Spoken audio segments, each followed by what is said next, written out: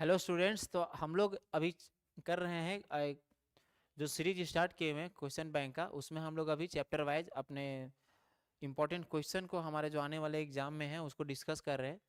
तो आज का जो लेक्चर है हमारा वो है चैप्टर 3, आपका जो पोएम सेक्शन में जो सेकंड पोएम है the voice of the rain, उसको हम लोग आज कवर करेंगे। ठीक है, इस पोएम में क्या बताया गया है, तो इस पोएम का जो मेन पॉइंट है इसको भी देखेंगे और साथ में इस पोएम में क्या वो चीजें हैं जो हमको याद रखना है वो ध्यान कर देना है। ठीक है, तो इसमें कुछ तो बातें दी हुई हैं, लेकिन कुछ बात जो है आपको मैं बता देता हूँ कि जो voice of the rain poem है, तो वॉइस ऑफ द रेन में आप देखेंगे कि पर्सोनिफिकेशन मेटाफर जो है उसका यूज किया गया। पर्सोनिफिकेशन, पर्सोनिफिकेशन क्या होता है, तो पर्सोनिफिकेशन एक अलंकार है, यानी कि हम जिसको फिगर ऑफ स्पीच कहते हैं, इसको बहुत ही ब्यूटीफुली यूज किया गया है पोएट के द्वारा। ठीक है, तो इसमें यूज जो किया गया इसका, उसमें क्या बताया गया, मेन ये इंपॉर्टेंट क्वेश्चन जो पूछता भी है कि जब हम किसी नॉन लिविंग थिंग्स में लिविंग थिंग्स के क्वालिटी को देते हैं तो उसको हम पर्सोनिफिकेशन कहते हैं। इस पोएम में बताया गया कि कैसे जो वॉइस ऑफ द रेन, यानी जो रेन का आवाज है वो बात करता है, लेकिन आप रियल लाइफ में देखते हैं कि how can the rain talk, एक जो रेन है जो बारिश होता है वो कैसे बात कर सकता है।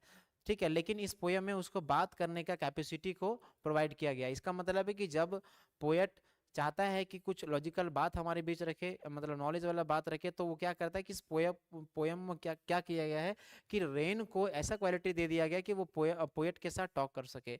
तो जब वो पोएट के साथ टॉक करने लगेगा तो वो किस प्रकार का हो जाएगा, तो एक डिबेट हो जाता है, एक बात हो जाता है। और इसीलिए इस पोएम को देखिए यहाँ पर बोला गया कन्वर्सेशनल पोएम। ठीक है, तो which type of poem is this, तो ये एक कन्वर्सेशनल पोएम है, आपको याद रखना है, this is the conversational poem. अब यहाँ पर जो है, यहाँ बात किसके किसके बीच में हो रहा है, तो बात यहाँ पर हो रहा है पोएट के बीच में और द रेन के बीच में। रेन कैसे बात करेगा, तो रेन तो बात नहीं कर सकता, लेकिन पोएट ने उसको एक खास क्वालिटी दिया हुआ है जिसको हम पर्सोनिफिकेशन बोल रहे हैं, और उसको वो चीज दिया गया है बात करने का। ठीक है, तो यहाँ पर the voice of the rain में रेन का जो वॉइस है, जो आवाज है, उसी के सहारे यहाँ पर बात होगा। तो यहाँ पर बात किया गया क्या, तो बात यहाँ पर कुछ नहीं किया गया, एक सिंपल सा सर्कल को बताया गया है। एक जो आप देखते हैं कि आप बारिश के बारे में पढ़ते होंगे कि बारिश कैसे होता है, तो जो वर्षा चक्र होता है यानी जल चक्र जिसको कहते हैं, जो आप रेन सर्कल को देखते हैं, बस उसी को हमको जानना कि ये क्या है। रेन अपने आप को मतलब क्या बताता है कि वो पावरफुल है, वो इटर्नल है। रेन इसमें बताया कि हमारे बिना धरती पे कुछ नहीं हो सकता है, हमारे आने से ही धरती खिलता है, हमारे आने से ही सभी पेड़ पौधे जितने सारे जीव जंतु हैं उसमें जान आता है। तो बिल्कुल सही भी कहता है, उस चीज़ को हम जानते भी हैं। लेकिन यहाँ पर पोएट जो है वो बहुत अच्छा तरीका से, वाल्ट विटमैन जो कि अमेरिकन पोएट हैं, बहुत ब्यूटीफुली इस चीज़ को बताने का कोशिश की। एक छोटा सा लॉजिक उसमें डालने की कोशिश किया उन्होंने कि एक बार जब वो जा रहे थे अपने कॉलेज की तरफ, तो अचानक से जब रेन शुरू होता है, तो पोएट है ना, पोएट कहीं भी कुछ भी सोचना शुरू कर देता है। जब वो सोचना शुरू कर देता है, उसमें खास क्वालिटी यही होता है कि पोएट जहां भी है वहां से इट्स स्टार्ट इमेजिनिंग। ठीक है, वो इमेजिन करने लगता है, उसके दिल में एक सवाल आता है वहां पे कि ये बारिश क्यों हो रहा है, ये है क्या। तो एक उसके दिल से सवाल आता है, भाई कि हु आर यू, तुम हो कौन। तो इसका जवाब उसको बाद में मिलता है साइकिल चलाते हुए, जब वो साइकिल चला जा रहे होते हैं, कि क्यों ना इसको ऐसे बोला जाए। तो क्वेश्चन उसके दिमाग में ही है, आंसर भी वही दे रहे हैं, लेकिन एक डायलॉग के रूप में बात करने के लिए रेन को ये एक्सक्यूज कर दिया गया रीडर्स के बीच में। हम लोग रीडर्स हैं तो हम लोग को बताया गया कि एक्चुअली हम उससे पूछे और वो हमको जवाब दिया। तो बस ये पूछा और जवाब दिया, प्रोसेस तो होगा नहीं। ये क्वेश्चन कहाँ से निकल रहा है, तो पोएट के दिमाग से, और जवाब कौन दे रहा है, तो पोएट का दिमाग ही दे रहा है। बस पोएम को ज्यादा लॉजिकल और सुंदर बनाने के लिए क्या बोल दिया गया कि ये किसका आवाज था, रेन का। तो रेन क्या, रेन साइलेंट है, वो कुछ बोलता नहीं, लेकिन वो नेचर है। नेचर जो नहीं बोलता है, अब पेड़ पौधे जो हैं वो नहीं बोलते हैं, तो क्या वो पेड़ पौधे नहीं बोलते तो हम लोग उसका मीनिंग, उसके एक्सप्रेशन भाव को नहीं समझते हैं। अगर पेड़ ज्यादा लद गया है, ज्यादा फला हुआ है, तो क्या पेड़ ऊपर चला जाता है, उसका ब्रांच की वो नीचे आता है, तो वो नीचे आता है, तो वो कहता तो नहीं आके हमको तोड़ लो, लेकिन नीचे आने का मतलब क्या बता रहा है कि वो झुक गया है। वो बता रहा है कि इसका तुम यूज कर सकते हो, मैं नीचे आ गया हूं। ठीक है, अब उसे हम लोग देखते हैं, हम लोग उसका उदाहरण देते हैं कि पेड़ से सीखो। जब पेड़ लद जाता है तो वो नीचे आ जाता है, झुक जाता है, ताकि उसका लोग यूज कर सके। उसी प्रकार हम लोग उसको उदाहरण देते हैं कि ज्ञान ज्यादा हो जाता है तो बांटना सीखो। ठीक है, घमंड ठीक नहीं है। तो कहने का मतलब कि नेचर में ऐसे बहुत सारी चीजें हैं जिसको वो मैसेज तो देता है, लेकिन वो डम्ब है, वो गूंगा है, वो बोलता नहीं, हमको उसको समझना होता है। तो पोएट वही चीज कहता है कि रेन आता, बारिश होता है चला जाता है, बारिश होता है चला जाता है, लेकिन कुछ लोग उसको फील करते हैं कंफर्टेबली, कोई इसको डिसलाइक कर देते हैं। लेकिन बारिश क्या, कोई लोग नापसंद करते हैं बारिश को कि क्या बारिश उसके लिए नहीं आवे। भाई अगर दो लोग उसको डिसलाइक कर रहे हैं, दो लोग उसको रिजेक्ट कर रहे हैं, नहीं अभी नहीं आना चाहिए, लेकिन वो जो हजारों हाथ, हजारों दुआएं उसकी तरफ उठती हैं। हम ही एक जीव नहीं है जो धरती में शेयर कर रहे हैं, there are lot of creature on this earth, ठीक है। और ये सारे का डिमांड के लिए वो जो रेन होता है, वो जो बारिश होता है, वो हमारे यहाँ आता है, ठीक है। तो कुछ लोगों को ये खराब लगता है और कुछ लोगों को, बहुत सारे लोगों को फायदा होता है। अब इसका उदाहरण पोएट ने अपने पोयम से किया। कैसे किया पोयम से? वो कहते हैं कि जब मैं कोई पोयम को लिखता हूँ तो हमारा पोयम बारिश के जैसा ही होता है। वो जब रीडर्स के बीच में जाता है तो some reader likes my poem, some reader dislike my poem. तो क्या जो हमको डिसलाइक करते हैं उनके लिए हम पोयम लिखना छोड़ दें? ऐसा कुछ नहीं होगा। वो कहते हैं कि मैं लिखूंगा, ठीक है। तो ये कन्वर्सेशनल पोयम है। यहाँ पर पोएट कौन है? Walt Whitman. ये क्या सिग्निफाई करते हैं? Eternal role of played by the rain, nurturing, quickening and purifying the various element of earth. ये अर्थ के सभी एलिमेंट को क्या करता है? कि प्यूरिफाई करता है। The poet ask the soft falling shower, ये गिरते हुए बारिश के बूंदे से पूछता है कि हु आर यू, तुम कौन हो? Which is reply that sea is the poem of the earth. वो जवाब देता है कि वो धरती का कौन है? वो धरती की संगीत है, वो म्यूजिक है। It is the strange thing that the rain answer, ये अजीब चीज है कि जो रेन है वो आंसर देता है। That sea can not touch as sea rises in the form of water, वो बताता है कि हम कैसे भाप के रूप में ऊपर उठते हैं in the sky from the land and the bottomless sea, और कैसे वो समुद्र से भूमि से उठता है, ठीक है। It falls back on the surface the earth provide water on the drought prones, ठीक है, areas and beautiful and purify the earth. ये कैसे सूखे हुए चीजों में जान डाल देता है और फिर से ये कैसे धरती को हरा भरा कर देता है। It provides life to the seeds in seed inside the earth and help them grow, और कैसे उन बेजान मतलब कि जो सीड्स हैं उसमें जान डाल देता है और उनको फिर बढ़ने में मदद करता है। The poet also compares the rain with the song of song originates from the heart of the singer, और वो इसको तुलना करता है कि कैसे कोई सिंगर अच्छे से गाता है, कैसे को पोएट लिखता है। किसी को अच्छा लगे ना लगे, सिंगर गाता है, किसी का मन मतलब कि शांत हो जाता है, किसी का मन प्रसन्न हो जाता है, कोई दुखी हो जाता है, ठीक है। लेकिन क्या इसके कारण सिंगर नहीं गावे? तो बिल्कुल नहीं, ठीक है। तो ऐसा नहीं होगा, कोई किसी एक पसंद के लिए भी वो गाना शुरू कर देता है। अब देखिए यहाँ पर पोयम में क्या बताया गया। पोयम का जो क्वेश्चन है इसको हम लोग देखते हैं। पहला क्वेश्चन है कि what does the word descend mean. Descend मतलब होता है नीचे आना, नीचे आने का मतलब क्या है? तो कम डाउन, याद रखेंगे। What hyperbole is use in the poem, कौन सा हाइपरबोल का यूज किया गया है? तो बॉटमलेस सी। बॉटमलेस सी का मतलब क्या होता है? मतलब जिसको हम नाप ही नहीं सकते हैं, इतना समुद्र, तो कोई ऐसा समुद्र नहीं है जिसको हम नाप नहीं सकते हैं, ठीक है। What does the poet compare the rain with, rain का कंपेयर वो किससे करते हैं? तो सॉन्ग से करते हैं, याद रखेंगे, सॉन्ग से किया हुआ है। How does the rain help the seed inside the earth, ठीक है, रेन कैसे मदद करता है बीज का जो कि धरती के नीचे है? तो प्रोवाइड वाटर देता है, provide the life and help them grow, और provide laps and none of this, तो यही करता है, provide lap and help them grow, उसको बढ़ने में मदद करता है, ठीक है। क्वेश्चन नंबर 4 हो गया। चलिए आगे बढ़ते हैं। क्वेश्चन नंबर 5 यहाँ बोलता है कि from where does the rain rise in the form of water vapour, कहाँ से जो वाटर वेपर यानी कि भाप के रूप में रेन उठता है? तो कहाँ से उठता है? लैंड एंड बॉटमलेस सी, याद रखेंगे, लैंड एंड बॉटमलेस सी, भूमि से उठता है और बॉटमलेस सी से, समुद्र से, दोनों जगह से वाष्पीकरण होता है और वो उठता है, ठीक है। The poem the voice of the rain is a conversational between, किसके किसके बीच में बातचीत हुआ है? कन्वर्सेशन, बातचीत किसके किसके बीच में हुआ था? Poet and rain, poet and mountain, poet and tree, poet and bird and rain, तो poet and rain. Option number 1 आपको याद रखना है। What does who art thou mean, who art thou का मीनिंग क्या है? तो who are you, who are you, how are you नहीं, हु आर यू, आपको याद रखना है। Option number B, who are you. What happens to the rain in the sky, sky में रेन का क्या हो जाता है? तो वाइपर में चेंज हो जाता है। It forms clouds, is rises up, rain fall down, तो ये किस में बदल जाता है? क्लाउड में। यहाँ पर ऑप्शन है आपका क्लाउड में चेंज हो जाता है, ठीक है। क्वेश्चन नंबर 9, क्वेश्चन नंबर 9 है कि व्हाट इज वैगोली फॉर्म्ड, ये जो वैगोली ऊपर जाने के बाद जो जिस रूप में धुंध के रूप में चेंज हो जाता है, धुंध के रूप में, वो क्या होता है? तो वो क्लाउड होता है, ठीक है, बादल होता है।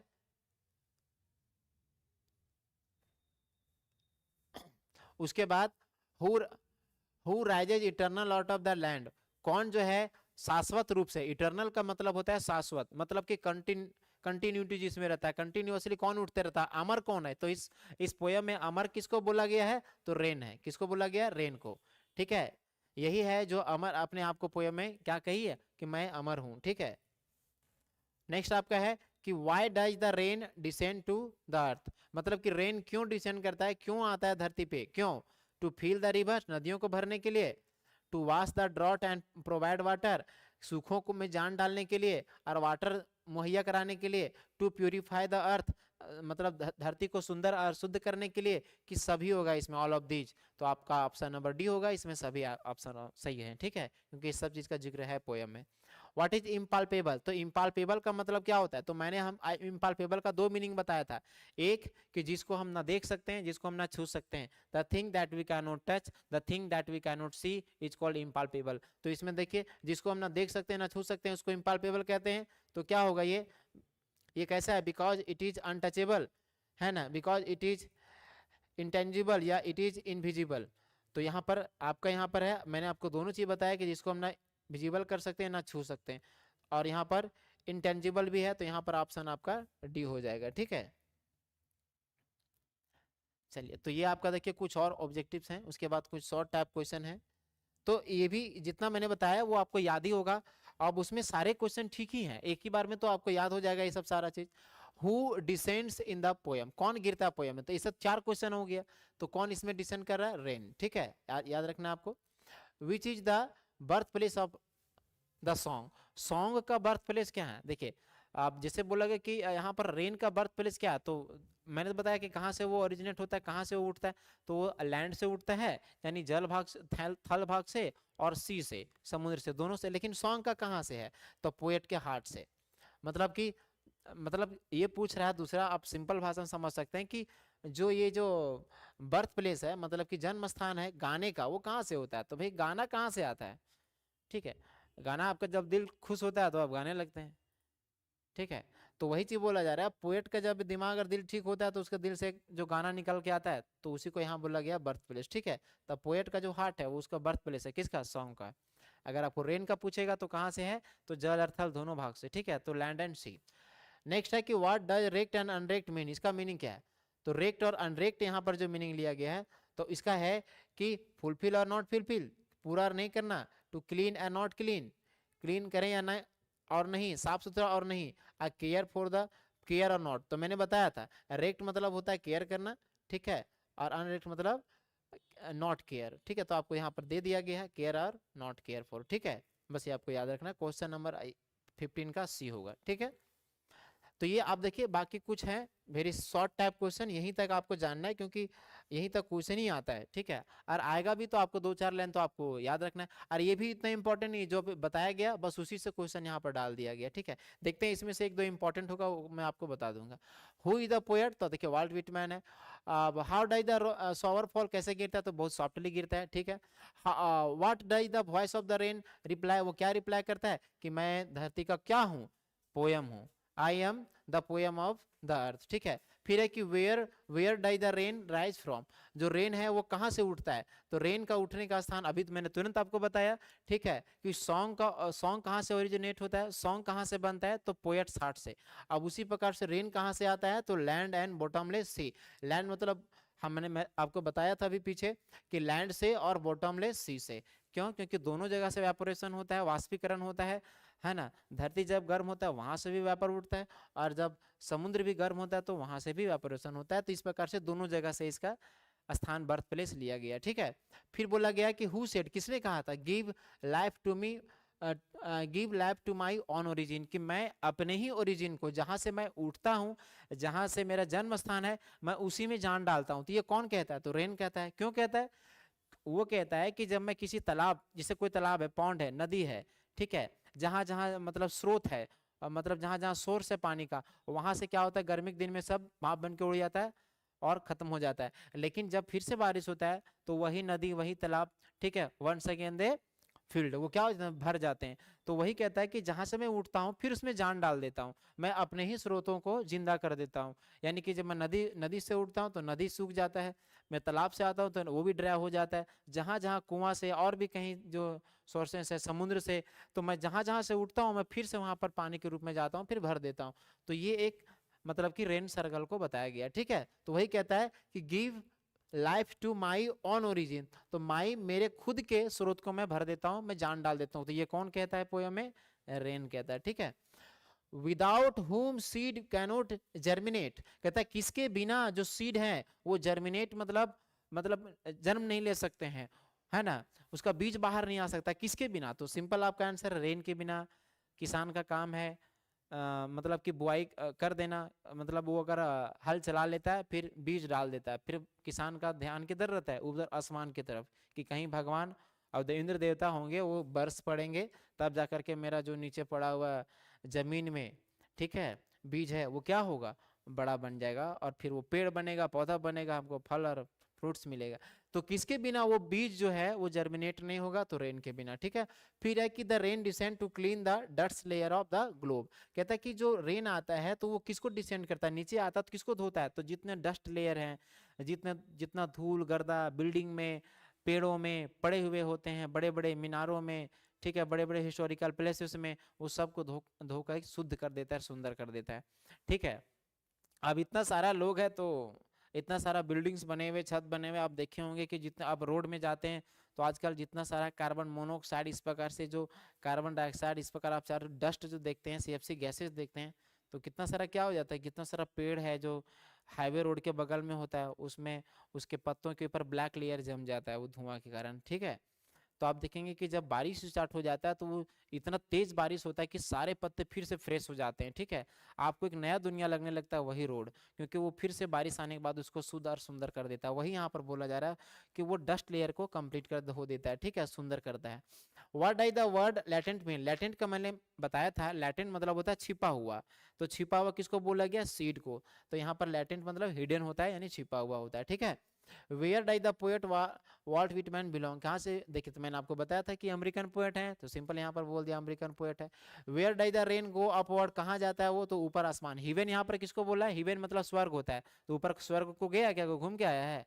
तो स्वर्ग का मतलब आसमान की तरफ, आसमान मतलब क्लाउड को बोला है, जहां पर बादल बनता है, ठीक है, तो वहां तक जाता है, ठीक है। अब एक दो क्वेश्चन मैं यहाँ बताता हूँ जो आ सकता है, ये इंपॉर्टेंट क्वेश्चन है और थोड़ा लेंदी क्वेश्चन है, ठीक है। देखिए, हाँ, ये क्वेश्चन ठीक है कि why does the poet get surprise when he gets an answer from the rain? Poet क्यों सरप्राइज होता है जब उसको बारिश आंसर देता है? भाई, बारिश के आंसर कैसे आंसर दे सकता है, ठीक है। The rain has no capacity to talk like us. हम लोग जैसे तो बात करने की कैपेसिटी नहीं, तो फिर कैसे जवाब दे रहा है? तो सरप्राइज कर दिया कि वो हमको आंसर दिया, ठीक है। एक्चुअली क्या है कि पोएट एक मिस्टिकल बात क्रिएट करता है। हर पोएट में क्वालिटी होता है। अगर वो बात को बहुत सिंपली बोल देगा तो हमारे पोएट में क्या फर्क रह जाएगा? तो अपनी ही बातों को थोड़ा अलग ढंग से प्रस्तुत करने का कला पोएट बनाता है उसको, ठीक है। वही कहता है the poet get surprise when he get an answer. वो सरप्राइज होता है जब उसको आंसर मिलता है फ्रॉम द रेन। किससे? बारिश से। कहता है कि as it is an intimate and can not speak. ये पावर है उसका कि वो बोल नहीं सकता, लेकिन इन दिस पोयम, इस पोयम में the poet has created an imagery. Poet ने एक कल्पना क्रिएट किया हुआ है, कन्वर्सेशन विद द रेन, कि वो किससे बात कर रहा है? बारिश से बात कर रहा है, ठीक है, जबकि बारिश नहीं बोल सकता है। तो एक सुंदर सा कल्पना है, यहाँ पे इमेजिनेशन है, इमेजरी का यूज किया गया है। It gives a reply which has been translated by the poet for the readers. Poet कहता है, ठीक है, कि who art thou said I to the soft falling shower, ठीक है, which is strange to tell, ठीक है, gave me an answer which I translated for you. वो पोएट के पोएम के 2 लाइन में कहता है कि जो वो बोला है ना हमको, मैं आपको ट्रांसलेट करके बताता हूँ, ठीक है।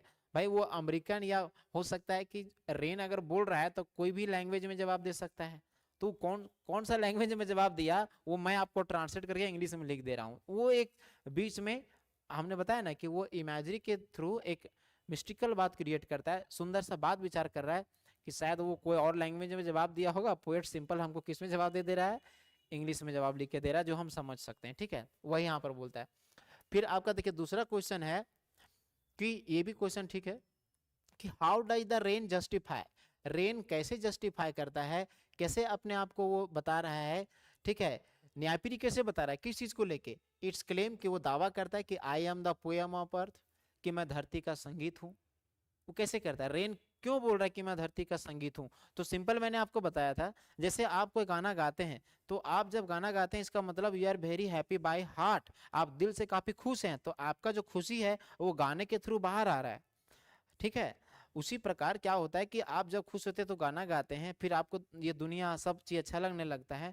ठीक है, जब बारिश होता है तो बारिश के आने से क्या होता है कि सब चीज झूमने लगता है, बारिश आने से सब चीज सुंदर हो जाता है, खिलखिला जाता है, ठीक है, ब्लोजम हो जाता है, एवरीथिंग जितने सारी चीजें हैं जो सजीव हैं उसमें जान आ जाता है। ठीक है, तो एक कंपैरिजन यहाँ पर उससे किया गया। देखिए यहाँ पर कैसे बोलता है, इसका आंसर क्या बोल रहा है, मैंने जो बताया बस वही चीज है कि the rain calls it self poem of अर्थ।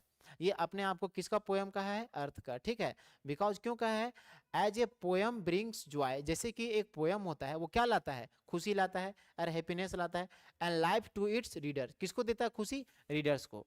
जैसे आप कोई गाना गाते हैं तो आपको खुशी महसूस होता है, तो आपको खुशी महसूस होता है, बारिश के आने से भी आपको खुशी महसूस होता है। लेकिन कुछ ऐसे लोग हैं जिनको जो दुखी हो जाते हैं, आप कॉलेज आ रहे हो, बीच में बारिश हो गया तो अभी ही आना था, ठीक है, थोड़ा देर बाद आ जाता, 10 मिनट बाद आ जाता। अच्छा, मतलब आपके कहने के अनुसार बारिश का ये काम, आप बोले आधा घंटा के बाद अभी हम ऑफिस जा रहे हैं, तो भाई उसके बिना कोई मरा जा रहा है, उसके लिए आवे कि आपके ऑफिस आने के लिए ना आवे। ठीक है, तो कहने का मतलब है कि जैसे कि एक पोयम को पढ़ने से आपको खुशी मिलता है, रीडर्स को खुशी मिलता है, उसी प्रकार बारिश आने से असंख्य जीव जंतु पेड़ पौधों को खुशी मिलता है। तो ये चीज बताया गया। Similarly when the rain false, ठीक उसी प्रकार उसी रूप से जब बारिश आता है ना नीचे ओवर द अर्थ, धरती पे, तो एक रिदम बन जाता है, लय बन जाता है, म्यूजिक बन जाता है जो हर तरफ क्रिएट हो जाता है।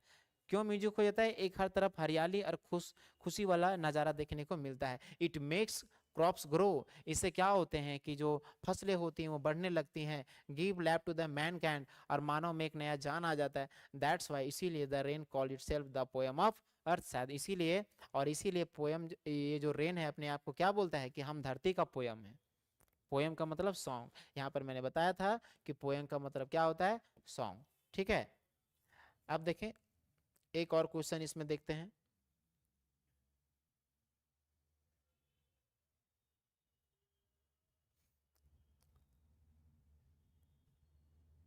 नहीं, बस इतना ही इंपॉर्टेंट है, बाकी दो क्वेश्चन है वो जरूरी नहीं है। ठीक है, तो इस जो ये जो चैप्टर है ये भी आपका कंप्लीट हो गया इस लेक्चर में।